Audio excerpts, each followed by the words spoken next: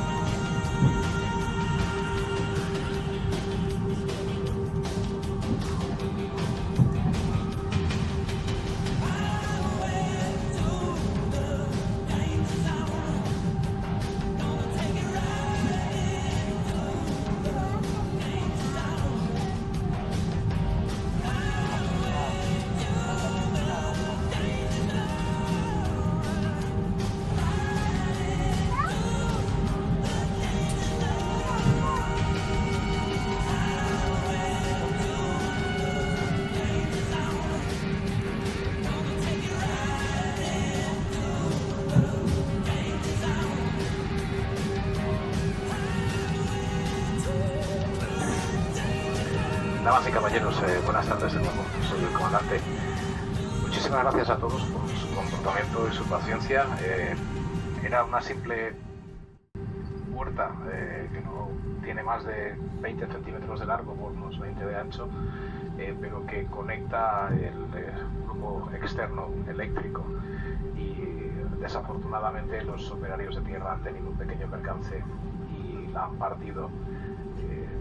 Esa puerta tiene que estar operativa sí o sí, y lo que hemos hecho ha sido intercambiarla con otra avión. Por eso hemos tardado este rato, que pensaba que iba a ser menos, pero debido a la burocracia ha tardado bastante más. Disculpen las molestias, muchas gracias por su paciencia y permítanme informarles de que llegaremos a Bilbao en 50 minutos después del despegue. Gracias por todo y gracias a todos. Ladies and gentlemen, your captain speaking from the cockpit. Thank you to all of you for your patience. Apologize for the delay that we are suffering. Allowed me a short explanation about the problem that we have got. The main access door to the external power has been damaged by the ground staff, and it's mandatory to fly that this access door gotta be operative. So the technicians swapped this door with another airplane, and it took more time than expected due to the bureaucracy, because they have sent permission to Madrid, and Madrid gotta send back the permission to do that swap with the other airplane. So at this point we are fully ready for depart, and give me allowed us 50 minutes to fly to Bilbao, and nothing more, nothing less. Thank you for your patience, thank you for your behavior, and enjoy the flight. Tripulación de cabina, entrando en pista para despegue. Tripulación de cabina, por favor, a sus puestos para el despegue. Muchísimas gracias.